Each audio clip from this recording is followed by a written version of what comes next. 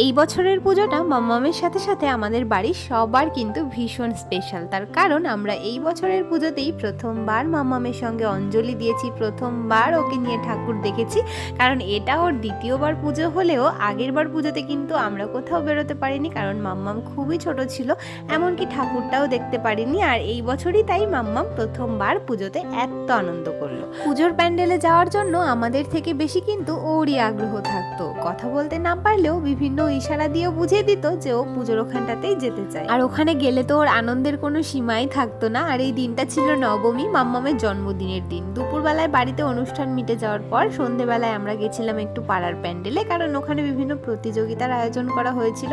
প্রত্যেক বাড়ি হয় আর আমরা ভীষণ আনন্দ করি, ভীষণ মজা করি। আর এই বছর তো এক্সট্রা আনন্দ, কারণ আমাদের সঙ্গে এই পুতুলটা রয়েছে, তো ওকে নিয়েই যাই আমরা খেলা দেখতে। আর দেখো ও বেশ বসে বসে আনন্দ করে খেলা দেখে, গান বাজলে আবার একটু নাচতেও থাকে। তো ওই দিন যা কিছু খেলা হয়েছিল সব কিছুতেই আমরা অংশগ্রহণ করেছিলাম আর অনেকগুলো প্রাইজও পেয়েছিলাম। তবে প্রাইজটা দেয়নি, আজকে দেবে।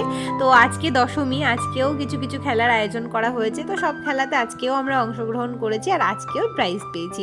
তো কি কি খেলা হয়েছিল কিছু কিছু ক্লিপস তোমাদের সঙ্গে শেয়ার করলাম। এই যে দেখো ম্যাডাম তো নাচতেই ব্যস্ত, যখনই গান চলে ও নাচতে থাকে। ওর গান পেলে নাচতেই হবে, না হলে ও চলবে না, এরকম একটা ব্যাপার। এবার পুজোতে বাইরে কোথাও ঠাকুর দেখতে বেরোতে না পারলেও পাড়ার প্যান্ডেলে কিন্তু এই দুটো দিন ভীষণ আনন্দ করে আমরা কাটিয়েছিলাম। তবে এবার একটু একটু মনটা খারাপ করছিল, কারণ দশমী তো চলেই যাচ্ছিল, এরপর আবার একটা বছরের অপেক্ষা করতে হবে এই দিনগুলো আসার জন্য। তো যাই হোক, আমাদের সব খেলাধুলো হয়ে গেছে, প্রাইজ নেওয়াও হয়ে গেছে। তো এখন আমরা বাড়ি যাই আর তোমাদেরকে বাই বাই।